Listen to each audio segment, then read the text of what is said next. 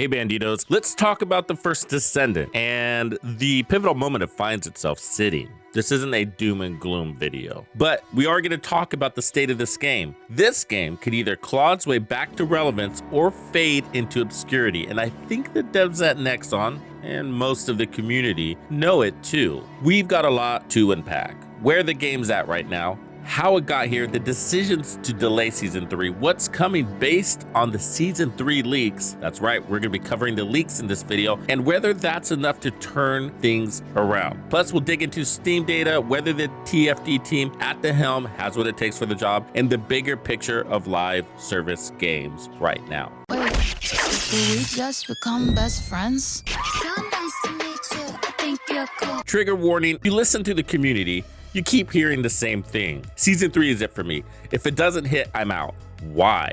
First, let's rewind to the mess that started this. The First Descendant dropped in July 2024 as a free-to-play looter shooter and came out swinging, peaking at over 260,000 concurrent players on Steam and topping the top sellers list. Players were hyped, but the vibe, it crashed hard and quickly. By early 2025, nightly peaks were scraping 11,000, a 96% drop. Nexon didn't sugarcoat it in a recent earnings call. They admitted the game performed below expectations and they pinned it on the lack of fresh content. Players got bored and fast. Toss in shaky balance, bad grinds, and thin endgame, and you've got a 57 Metacritic score staring back at you. Ooh, there you are.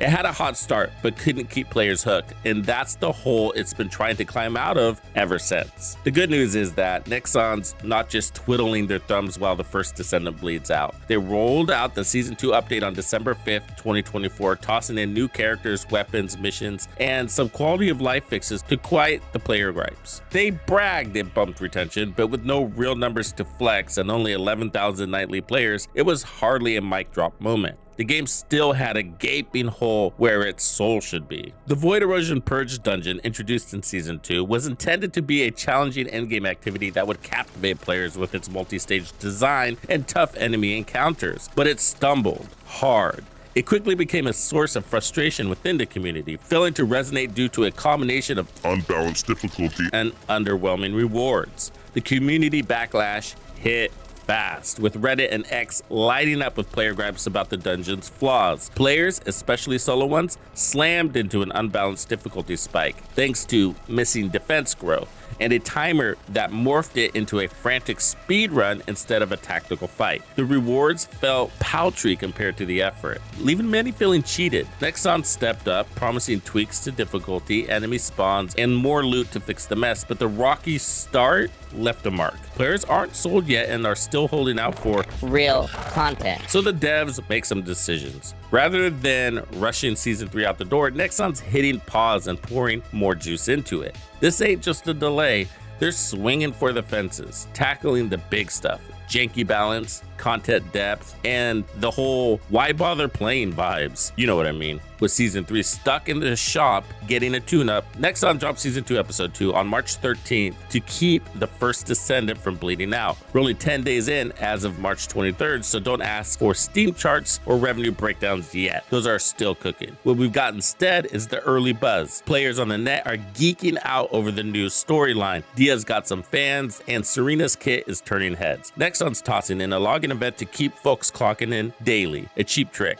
sure, but it works. The update's packing heat with Serena, and arcade tuning for the build freaks, plus Sigma Sector to give vets something meaty. Sigma Sector is still easy, but at least the battlefield doesn't feel dead. You actually feel like you're in a battle. Word on the street's mostly good. People like the polish, but some are still grumbling about combat and balance Not getting a real fit. So does Episode 2 move the needle? Well, live service games like this always pop off when new stuff lands. Season 2 spiked to 23,000 players back in December, but crashed back to 12,000 faster than you can say grind fatigue. This could be another quick high, or maybe, just maybe, a lifeline if Nexon doesn't sleep on it. Players are eyeballing this hard. Confidence is thin after 2024's mess, and another half-baked effort could see that 12,000 floor cave in. For now, Season 2 Episode 2's a solid jab. New toys, fresh lore, and a reason to log in, but it's early. Nexon's gotta stoke this spark into something bigger, or it's just another pit stop on the way to Ghost Town status. Give it a few weeks, we'll see if it's enough to drag folks back, or if the bleedings just slow down. Alright, I think you get the gist, so let's take a sidebar for a moment to talk about the balance in the First Descendant, because honestly, this could be the thing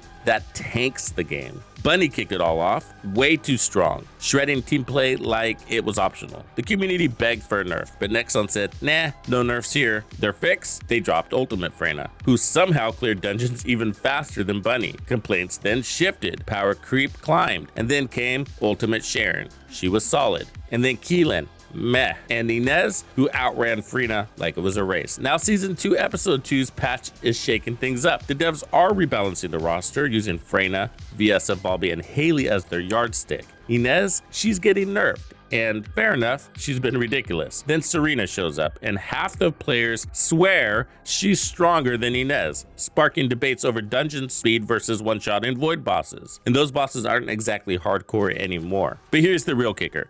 The game's too easy, and it's not just the Descendants. Enemy AI is the real culprit, dumber than a bag of hammers, sprinting past you like you're invisible. In my opinion, Inez and Serena especially feel right power-wise, but the challenge is missing. Nexon's gotta juice up the AI, make them react, fight smarter, and not just fiddle with character stats. Otherwise, this power creep mess won't matter. The game will still feel like a cakewalk. Want to talk about something really weird? Players love the devs' communication. AMAs, streams, patch notes, but many are finding the results lifeless, pointing to flops like Void Erosion Purge Dungeon as proof. Why? There's a disconnect between the devs' data-driven approach and what's being delivered. So what's screwing this up? Enter Nexon's marketing playbook for the First Descendant. It's all about eye candy. Characters like Bunny, Freyna, or Serena look badass and hit like trucks. Pair that with exclusive skins and wallets pop open. It's a proven live service trick. Power fantasies and flexing sell, but it's backfiring. When every new character outshines the last, you've got a balanced nightmare. These flashy, high-powered kits aren't just cool, they're breaking the game. One Descendant can dominate missions solo, turning team play into a spectator sport. Players have been vocal about this. Hop on Reddit or just about any YouTube video comment section.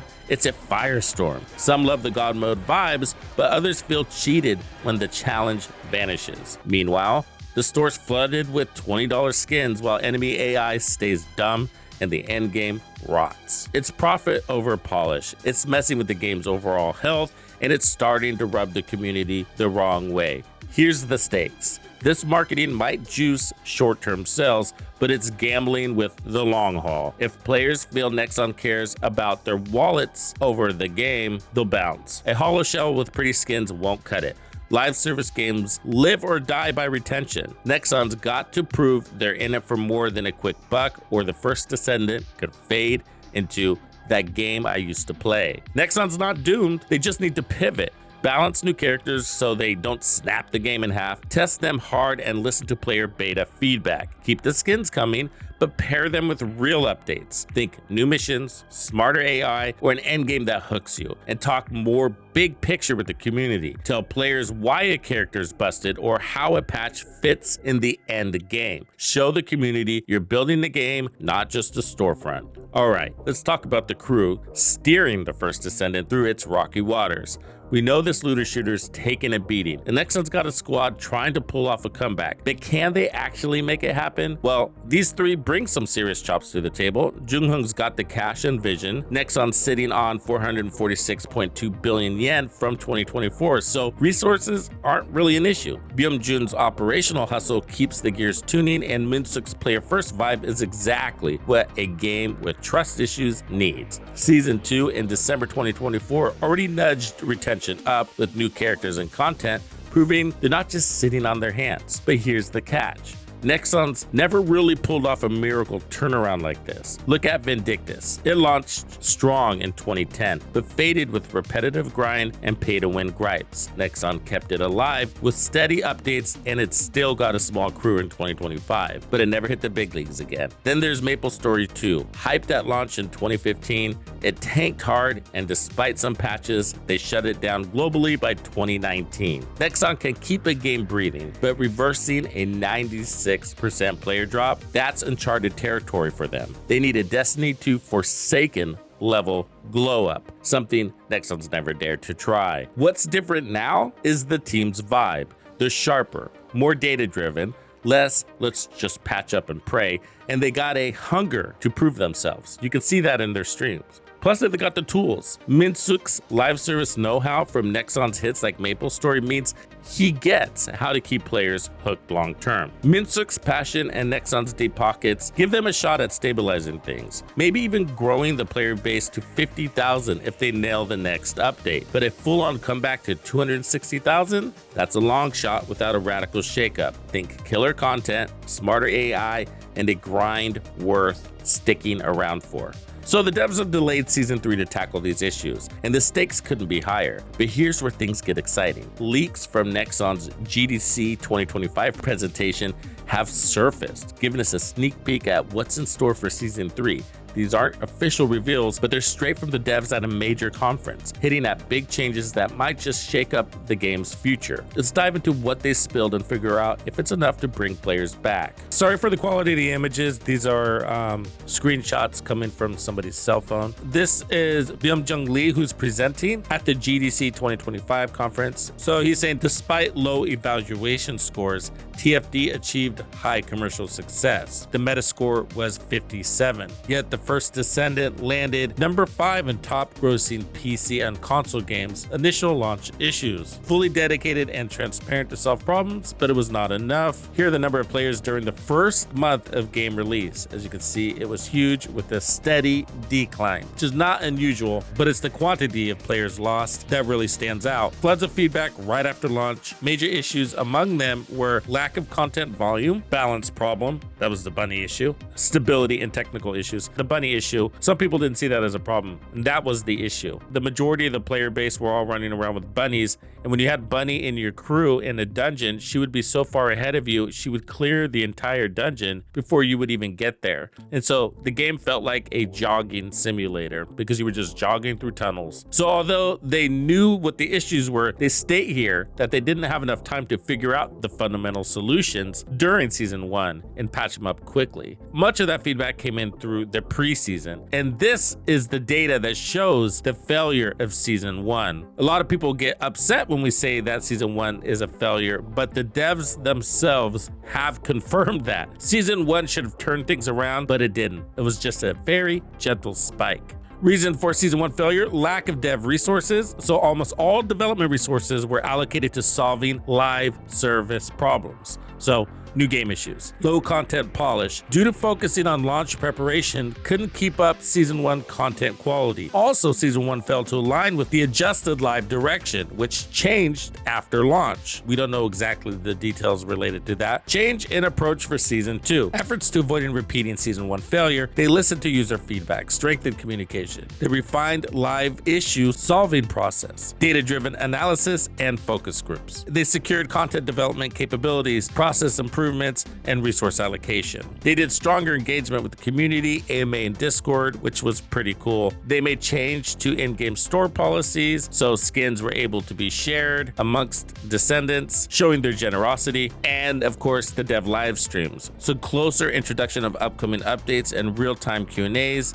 solve language barriers with the help of an interpreter, and first reveal of major news via the live stream. These are really cool. I really enjoy those. They're long. Change of user response. These are the Steam weekly cumulative positive ratios. So week 1 with the upward trajectory, then everything falls flat at Season 1. With the stronger communication and Season 2, you see a return in some growth and a little bit of leveling off there. And I think that was because of the purge. Season 2 key updates, various new content and improvements, incredibly captivating new events. I don't know if they're captivating, but they're good events. Season 2 performance. So the daily active users, 92.4 increase compared to before the update, and returned active user rate, 20% increase compared to Season 1. D plus 14 retention, so 18% increase in returned active users compared to season 1. So the March 13th season 2 episode 2 update launched. It achieved the highest player satisfaction yet, and I'm on board with that. I think it was a very good update. Very surprised at how good it was. Players are praising the dev team's continued efforts. Sure, I'll be one of those. And the need for fundamental change. Small taste for success through season 2, but fundamental problems still remain. Agreed. Lack of content. Agreed. Satisfaction of content quality. Agreed. Larger and more fundamental changes needed. Agreed. New direction. All right, so season update direction change. So prepare for a longer period, not just 3-month periods, to secure quality and volume. So we've been braced for this. What was to be season 3 changed to season 2, episode 2, for example. And then large scale recruitment increased by 50% to secure development resources. That's wow, guys. And continuous and periodic release of customizable products. That's more revenue, of course, but the players seem to like it. And then they're ending support for previous gen consoles. This is happening on June 19th, and this was holding back their development. It's going to give them higher development efficiency by ending support on these consoles. Season 3, here's the spoilers. Breakthrough July 2025. That's the 1-year anniversary. This is a high-level glimpse of what we're going to be getting. We have no details to this, only speculation. So enormous field called Action. So it's a larger battlefield with new ways to play. It seems like it's going to be more of an open world gameplay loop. With that's going to come vehicles. So I assume it's going to be that big that you need a new transport system to explore this expansive field. And Field Colossus battles. I'm so excited for this. It seems like a small detail. I think maybe they're gonna start doing away with the void intercept battles because they're kind of lame. They seem temporary, don't they? They seem like they're in like a sandbox environment. Blank area, gray, no color, and it's just this bad guy that shows up in the middle. You beat him in 5 seconds and do it again. It's lame. And I think when you have maybe a Colossus battle show up in the middle of a dungeon fight or in the open world in the natural environment, it's just going to be so much more cool and dynamic. But I think this could be especially cool if it happens in the middle of a battle, like a dungeon battle, because you're going to have to control ads and then you're going to have to boss at the same time. And there's a lounge coming, a new space for the player's collection, some sort of home base, basically. So building on season 3, we're committed to creating an even better and more satisfying mega update. So that's all we have, but pretty cool stuff. Let me quickly pivot to the First Descendant roadmap. So this is something that I maintain. I pull all the data from their presentations, from their Discord, from any article or any mention of anything, and condense it all into this roadmap here. So right now we're in March. In April, we're going to get Ultimate Descendant Blair. We're going to get external component core system, reactor component option readjustment. We're going to get a Blair story. We're going to get new external components, and we're going to get some void erosion purge stages added. That's potential. They did mention they might not actually add stages. It might just be a comprehensive overhaul of the difficulty. In May, we're going to be getting a Descendant Growth Arcade tuning system, so an expansion to the arcade tuning system. We can get a new Void Abyss, Ice Maiden, and we're going to get jiggle physics. Things will be bouncing. And then in July, the new Breakthrough. So we covered most of what we know about July, but there's some more that they mentioned in the live stream. So there will be an anniversary event. There's going to be an inversion reinforcement enhancement. That's the modifier system. And there'll be a collaboration. We don't know who it's going to be with, but I think we're all looking forward to that. We just can't forget that the past couple of years have been a wake-up call for the gaming industry. We've seen layoffs, studio closures, and a post-pandemic hangover that's left the industry skittish. Publishers are tightening belts, focusing on proven winners rather than risky experiments. For Nexon, this could go either way. They've got the resources to prop up the First Descendant, but they're not immune to the trend of cutting losses early. 2024 saw them trim teams to stay agile. The game's free-to-play model means it lives or dies by player retention and microtransaction revenue. And with the trust at an all-time low after a string of live service flops, Redfall anyone? Nexon's got to prove they're in it for the long haul. The thing is, the looter shooter genre is a paradox. Massive potential, but brutal competition. Destiny 2 and Warframe have loyal armies, while newbies often crash and burn. Outriders, say hi. Success here hinges on standing out, and the First Descendant is still searching for its edge. Unreal Engine 5 gives it a visual pop, and so do those bikinis, but that's not enough. Players want a reason to stay, whether it's a gripping narrative, addictive systems, or a community vibe that hooks them. Nexon's got a chance to lean into global trends. Co-op's hot, thanks Helldivers 2, and RPG depth is making a comeback. If they play it smart, say a faction-driven world event or a crafting overhaul, they could carve a niche. If not, they're just another loot grind in a sea of sameness. Here's the kicker. Today's gamers, they're the X factor, but they're ruthless. They'll drop a game faster than you can say patch notes if it doesn't grab them. The First Descendant Season 1 data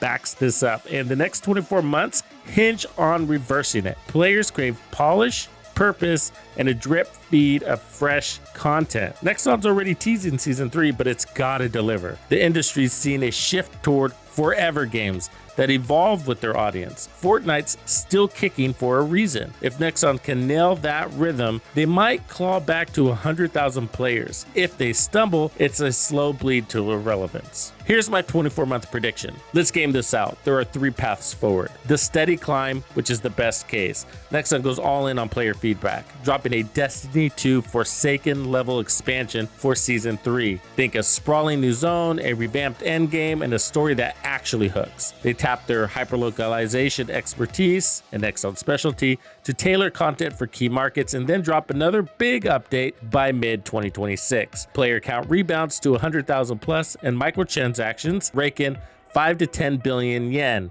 or 33 to 66 million annually. It's not Warframe, but it's a solid contender. Then there's the middle road. More of a slow burn, Season 3 doesn't hit as hard as they hope. Nexon keeps the lights on with quarterly updates, new Descendants, a few missions, some quality of life tweaks. Player numbers stabilize to 20 to 30,000, buoyed by a loyal core who dig the vibe. Revenue's modest, but steady, maybe 2 to 3 billion yen, or $13 to $20 million a year from cosmetics and season passes. Think Vindictus redubbed, a cult hit that pays the bills but doesn't set the world on fire. The fade out is going to be the worst case. Season 3 is a flop. Updates taper off as Nexon shifts focus to its 7 new titles slated for 2027, each chasing bigger returns. Player count drops to 5,000 diehards by late 2026, and revenue barely covers server costs. By 2027, it's maintenance mode ghost town, quietly sunsetting as Nexon doubles down on safer bets like Dungeon and Fighter. The next 24 months are definitely more than proving ground, but Season 3 will set the tone.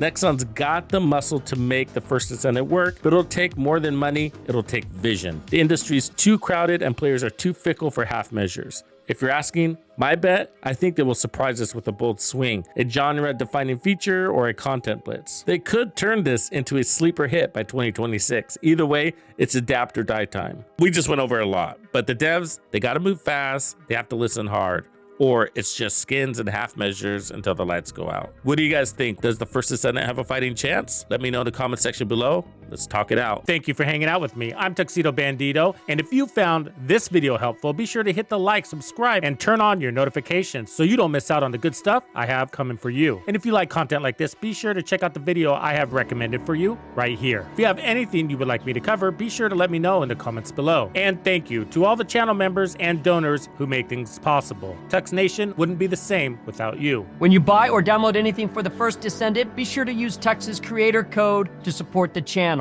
Easy peasy. Wait, did we just become best friends?